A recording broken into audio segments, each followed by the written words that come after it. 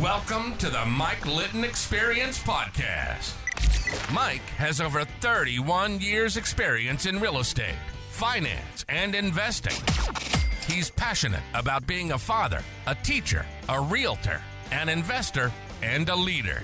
Everyone has a story, and our passion is to help them tell it. And now, introducing the host of the Mike Litton Experience, Mike Litton. So what can you expect from the Mike Litton Experience? You can expect stories that will inspire, motivate, advice that will sharpen your focus, and expert information on real estate, finance, and market conditions. Practice medicine on my own terms, right? Yeah. Not because I have to make a paycheck, right? Not because I have to, pay some bills, not because I have this larger than life type of lifestyle that I've accumulated for myself. Right. And now I just have to keep working in this rat race to support my lifestyle, right? I didn't want to pigeonhole myself into that rat race. So I realized that I can practice medicine on my own terms, right? But to do that, you need money. Yeah. Kind of important. And that introduced me to the world of real estate investing. Right? Wow.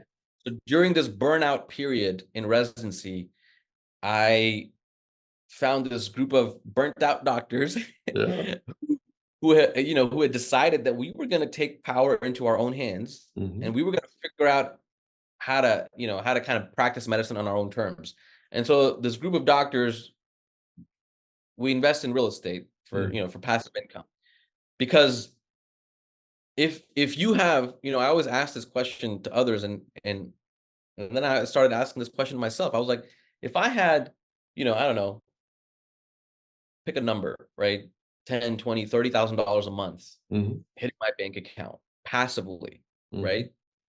How would I live my life? Yeah. If money was taken out of the equation, how would I live my life, right? And I would live my life. I would do 2 or 3 days of medicine, surgery, because I absolutely love surgery. I get in this flow state. And I would do podcasts. I would speak. I'm really trying to kind of come into this identity as a motivational speaker, right? Because I've learned so much through my journey, and I feel like I've learned important lessons that others would benefit from. So I want to do motivational speaking, and part of that involves the comedy, right? Because all comedy is there's humor, but there's a message behind the humor, right? Oh, sure. Some of the lessons I've learned, some of these things can be very deep, and humor makes it easier to digest some of these deep topics, right? So that's my ideal, right? I want to be a doctor. I want to be a motivational speaker. I want to be a comedian. I want to connect with people on all fronts, right? I want to connect with people by making them laugh. I want to connect with people by inspiring them. And I want to connect with people by helping them see, right? Quite literally the world, but also see their inner selves, right? See their inner beauty and their inner potential, right? So that's how I kind of got into real estate, and that was during COVID. And so over the last 4 years, I've done, relatively well in that realm, to where I have been able to make a choice on how I want to practice medicine, right? I'm not really all the way there, but man, this is, ever since I discovered that that group of doctors and this vehicle of real estate investment, it has been absolutely life-changing, and more people need to know about this, right? I appreciate the work you're doing, because your podcast, that's what you focus on, and it's just it's incredible. Yeah. Well, we sprinkle in investing, we sprinkle in finance, we sprinkle in real estate, when it's appropriate. Like I told you, we started out real estate, finance, and investing, and it's evolved. It's evolved into a conversation about leadership. It's evolved into a conversation about parenting, and it's evolved into a conversation about the power of questions. And we've had people from all walks of life on the show, and it doesn't matter where they're from. It doesn't matter where they're headed. there's a power in questions. And if you learn the skill of how to ask the right questions to anybody, it doesn't matter who it is, you can get to what the real root cause of whatever it is happening. Absolutely. And then you can figure it out. Absolutely. It's so one of the things that we talked about the other day, I was a guest on another podcast. One of the things we talked about the other day is today, young people think a conversation is I'm talking to you and you're thinking about what you're going to say next. Yes. That's a debate. It's not Absolutely. a conversation. A conversation is you're listening to what I'm saying, and then you potentially are going to ask me something about what I just said, right? That's called active listening. Absolutely. And it also, by the way, shows caring. So people know that you care, right? Maya Angelou says people will forget what you did for a living, but they'll never forget how you made them feel. Exactly. And so that's what I'm about. I'm about empowering people to live a better life, even if all that is learning about the power of questions, learning about how they can become more effective in terms of communicating by asking questions. So, and it's a big part of real estate investing for me. I ask a ton of questions when I'm talking to a potential seller, or I'm talking to somebody that, wants to invest, that kind of thing, because I'm looking to find out specifically what it is they're trying to accomplish, Absolutely. and then I'm trying to figure out how do we take what we do and help solve the problem. And that's my biggest thing. So, and you can only do that, you can only really solve problems in the way that you described by that active listening. yeah, Right? If you're just thinking about how you're going to respond when Yeah. this person is finished talking, you miss everything. Yeah. Right? And it's so interesting you say that, because I've recently gotten involved in just mindfulness and meditation and right, and this, how do you relax this noggin between your ears, right? We're always pinged and dinged and notifications and all these things. How do you be present? Yeah. Right? Being present is a prerequisite to connecting with somebody. Yeah. If you can't be present and listen actively to what it is they're saying, right? Really take it in, not just hear it, but listen. Then it just, we missed the whole point. Like you said, it's not a conversation, then it's a debate. So I couldn't agree more with what you've said. And it's just so interesting how it all converges, right? Mindfulness and meditation, and active listening, being present. It all just kind of comes down to being human and connecting with your fellow human being. Yeah, and it also comes down to value, right? So years ago, I was asked to teach a seminar, and I was given 10 minutes notice because the speaker got ill at the last minute, and I was the only option. And there were thousands and thousands of people sitting in the audience. And one of the things that happened to me was I started panicking. I started having sweats and hyperventilating. I mean, I was literally having a panic attack. And all of a sudden, I had an epiphany.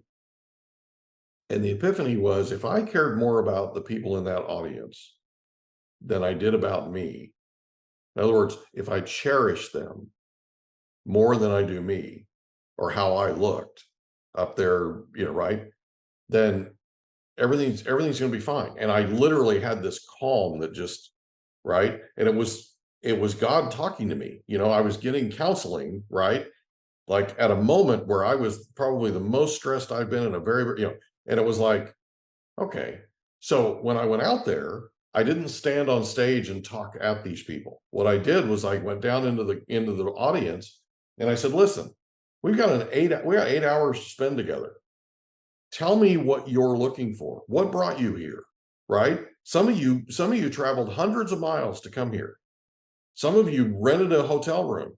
I mean, come on, right? You've taken a significant amount of time out of your schedule to be here. And I want to know how you can leave here with value. Okay. And what I found out later when they did the survey about connection with the audience, 85% of that audience felt connected to me. Man. The largest number they've ever seen. And it was because I walked in and I talked to them. I was in amongst them, right? I had a conversation with them in front of everyone, and they all felt like I was talking to them. Okay. That's beautiful. That is If you absolutely. care enough, if you care enough about the person you're talking to, you'll listen, you'll be present, you'll listen for particular cues. Because here's the thing, everybody wants to tell you their story. In fact, they're dying to tell you their story. And Yes. I don't care who they are. They could be an infant. They could be a 2-year-old in the the terrible twos, right? The reason why the terrible twos are the terrible twos is because 2-year-olds don't know how to tell you how they feel. They're frustrated. And so they act out. They don't know any other way. When they're frustrated, they act out. Terrible twos are just about communication. They're just about tell me how you feel. They'll tell you, and then they move on with their life. They go play, they go do their thing, right? The same thing is true with teenagers. Teenagers think that they have to tell their parents that they don't want anything to do with them. They think that's important. They think that's the cool thing, right? Because that's what everybody does, right? They all tell them that they don't want to have anything to do with them. Okay. Well, here's the thing. When my kids were growing up and they were teenagers, they didn't get away with that kind of thing. Okay. Because I told them before they became teenagers, listen, you're going to become a teenager. You're going to challenge daddy's values. Teenagers do that. You're going to challenge my values. And the only thing I can tell you is you had better bring it. And you had better be prepared to lose, because you will lose every single time. And so what happened was, as they became teenagers, even though the cool thing was, I don't want to talk to you, you're the enemy, whatever, right? They knew that I wasn't going anywhere. Okay. I wanted it worse than they wanted it. And I was going to stick it out until I got to the bottom of whatever it was. Okay. Man, And that's how they know that you love them. that you care. It doesn't matter who it is. Okay. Any person you come in contact with, and I'm talking about even your audience, right? When you're motivational speaking, okay, that audience needs to know how much you care.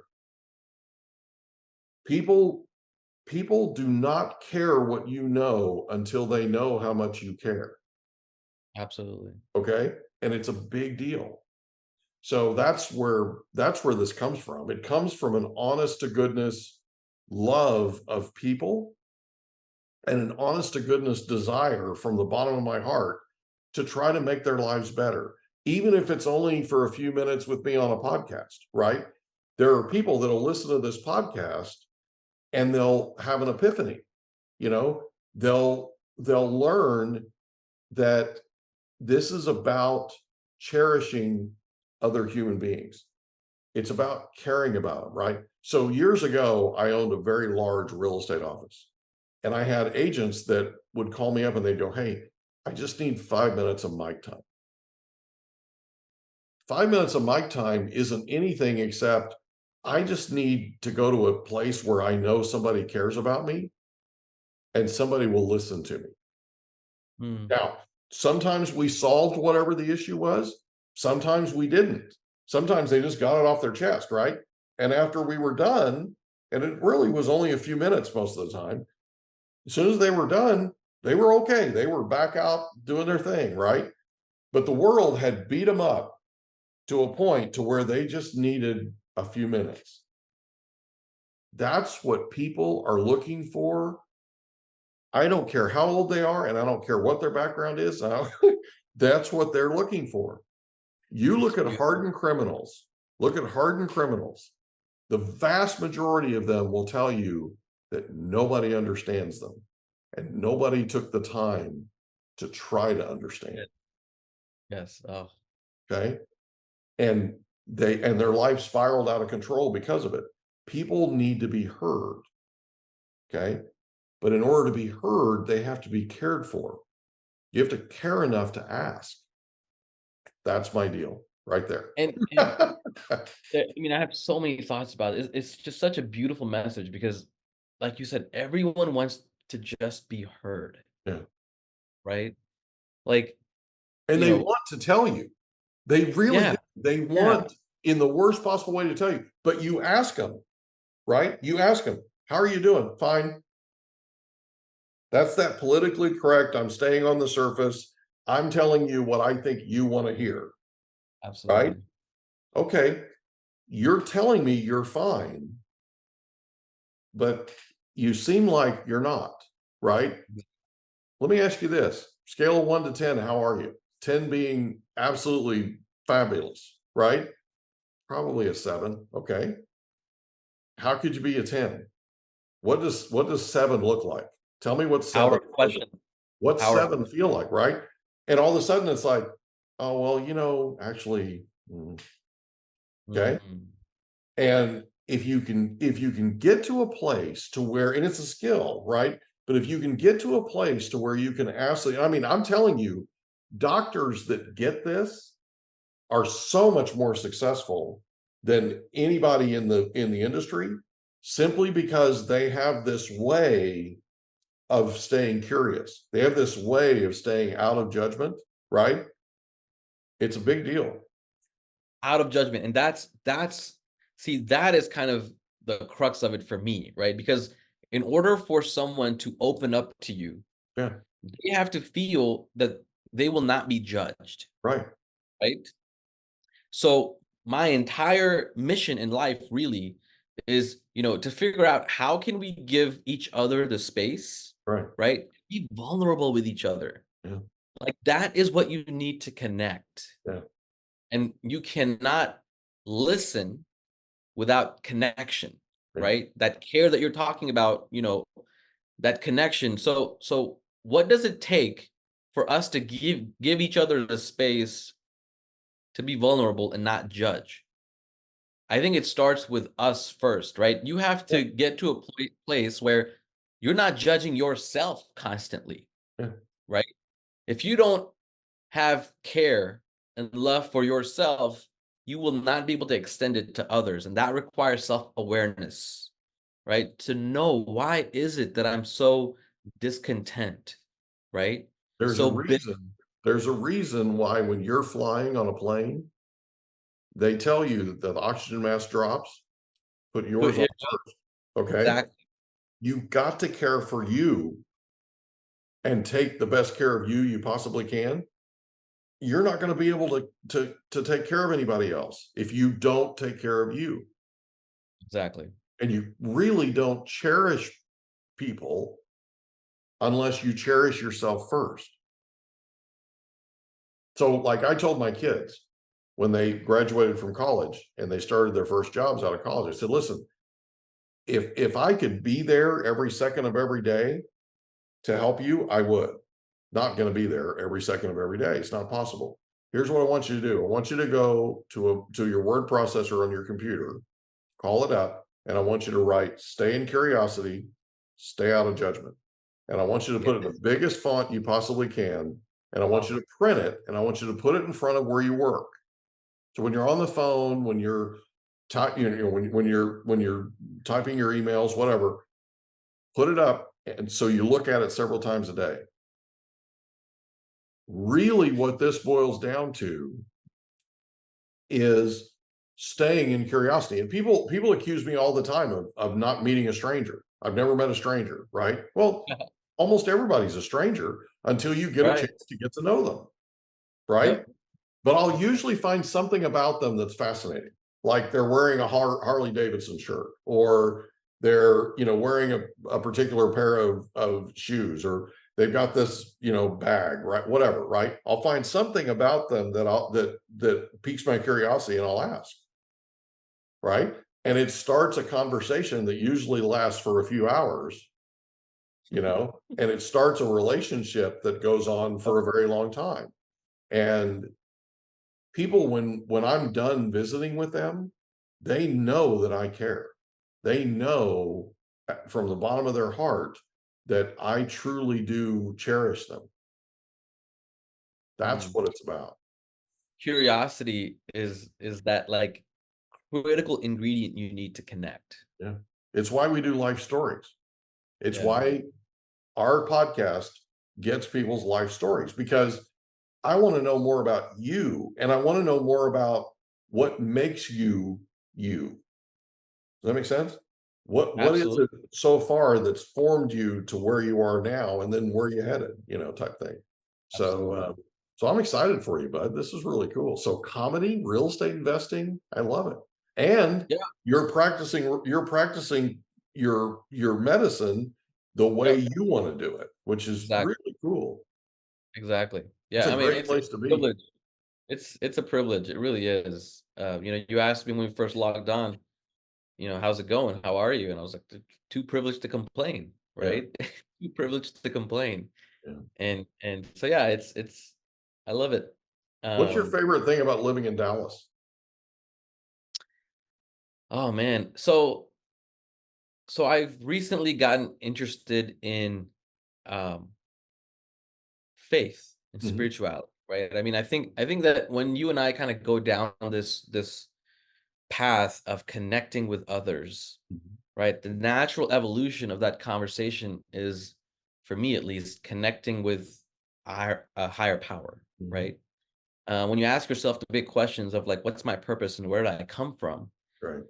You really can't have that conversation except that it spills over into spirituality. And so I've been learning a lot about that. I grew up a Muslim, Mhm, and, I had a very, very, very kind of just a very basic understanding of the religion growing up, right? And not a really accurate one, honestly. Um, but Dallas has some of the best scholars, of the Islamic faith. mhm, And so just getting to go to some of these different events here that are frequently there and getting to pick people's brain, that really understand it well. mhm. Like I said, I'm a student of knowledge. I'm a very curious person. And, I personally think, the biggest, I guess, thing that I could do for myself before I depart this world is really understand my higher power and have a better connection Mhm. with that being, right? Um, and so that's really what attracted me to Dallas, and plus my parents live here. That's also a huge privilege, right? Because I really felt detached from my parents in terms of our relationship going through medical training for so long. Mhm. So the next, I guess, phase of my life is really trying to develop a better relationship with my parents and a better relationship with my higher power, and that's Dallas, Texas for me. So, That's cool, man. That's cool. So, is there anything else you want to cover before we wrap up? man, this has been great. This has been really good. I feel that you and I, kind of cut from the same cloth, and I'm glad that um you gave me those pieces of advice in terms of, when I'm doing my part in helping people, see and understand what we've been talking about here, whether it's on stage or doing comedy, um, just really being in that curious mode and connecting, right? That's really why I love doing what I do, because I get to connect.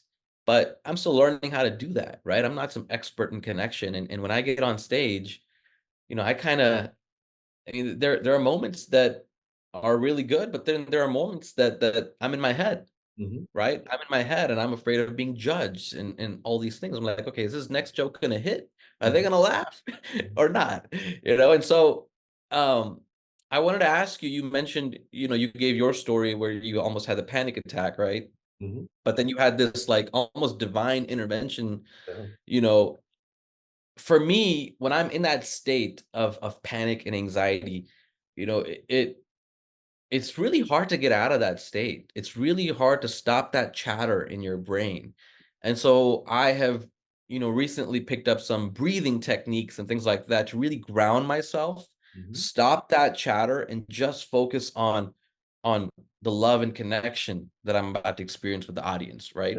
So it's For me, gratitude. that's what's that? It's gratitude. So, oh, yeah, so I actually wanted to explore that further with you. Like, what did you actually do to kind of get into that state where you realize that, like, I just need to connect, right? For me, it's breathing and things like that, but Yeah. what is it for you? Yeah. So I was getting ready to throw up. Mm, Physically, I had worked myself up into because I had not prepared. I knew all the material, but I literally never prepared. This was just one of those things where I, and they're like, hey, we need you, right? Yeah. And people who are friends of mine know that if they need something, I'm the first one there, right? It doesn't matter what time of the day it is. It doesn't matter what it doesn't matter. If they need something, I'm the first one there. And so the idea of doing it was never a question. Yeah, I'm doing it, but I'm not prepared. This is right. And the magnitude of the number of people and that kind of thing affected me too. But I was at a point where I was literally getting ready to just vomit. And all of a sudden, and sometimes in life, you have to have those types of situations that happen to get to that place to where you're willing to like listen, right? And it was it's hard to explain, but it was just like all of a sudden I went, wait a minute, here's the solution. If I just care more about them, and I already cared more about them than I did about myself. But the thing that was panicking me was, what if I get up there and screw up? What if I get up there and say the wrong thing? Right. And all of a sudden it was like all of a sudden God just said to me, you can't say the wrong thing if you love them. You can't say the wrong thing if you care more about them than you do about yourself. And it completely changed everything for me. Like I love speaking, right? I love teaching. I love having an impact on people, right? Yeah. And the thing that I love the most is that interaction. So I'm gonna point something out to you, and I want you to research it. If you look at comedians that have been that have struggled, right? They've had a tough time, right? They get up and they do this rehearsed thing. Okay. And Yes. Williams, by the way, was one of the best. He would get up and do this rehearsed thing, and he would show up at like the comedy club. He hung out at the comedy club in the Improv in Los Angeles, and all hours of the night and day. Okay. And he would get up and he would test this material. One of the things that happens with comedians is when they start interacting with the audience, Yes. their career takes off like a I know rocket. absolutely. And it's because the people that are watching are part of the audience without actually physically being in the audience. Right. They're all identifying with each other, right? So when the comedian starts talking with somebody in the audience, it's like they're talking to the person that's watching the videotape Absolutely. or the recording, right? It's okay. And the thing about it is that interaction, that sort of spontaneous, hilarious situation, like some of the things that you'll hear from that interaction with the audience is funnier than the comedian could ever come up with anything. Like even the material they would come up with, right? Like you're sitting there and they're interacting with somebody, and that person is sitting there and they're talking about how long they've been married, and this person is here with them, is just a friend, and all this stuff, right? And you're just kind of like, right? And people lose it, right? They're just right. And the comedian didn't do a thing except go, really? Right? I mean, it's people are hilarious on their own. Absolutely. Man, yeah, that's something I'm coming to realize as I'm doing more comedy. So what you're talking about is crowd working, right? Yeah, Like working the crowd and talking to the people. yeah, And again, when I have scripted things in my mind that I've worked on and I go there, I've noticed it hits, but it doesn't hit as well as right, if I'm just kind of on the fly, very out of my head, and right, just with the person, right? And right. that usually happens in crowd work. Yeah, Someone will I don't know, catch my attention, and we'll just have a conversation, and it's a very different experience. yeah, And that really is, I think, the key to good comedy yeah, is it's humor through vulnerability, yeah. right? And again, it's the connection, right? If Yep. you get up and you just talk at people, you're not connecting with them. Even if they Yeah. laugh, you're not connecting with them. Yeah. But if you interact with them, right, Yeah. it's a connection. Absolutely. Love it, man. We can talk about this stuff for hours. I know, it's been fun. Listen, thank you so much for being our guest on the Mike Litton Experience. I've thoroughly enjoyed every second of this, and I hope you have an amazing day today. Thank you so much. Meet you, buddy. You too. You too. Thanks, Mike. Take care. We hope you enjoyed another episode of the Mike Litton Experience. If you did, do us a favor, smash that subscribe button, tell your friends, family, and coworkers about our program, and wherever you get your podcasts, please leave us a rating. It helps us to connect with quality people just like you. And that's a wrap. Another episode of the Mike Litton Experience in the books. Reach out to Mike on Instagram at Litton Realty. Want to meet with Mike? Check out calendly.com/Rio760.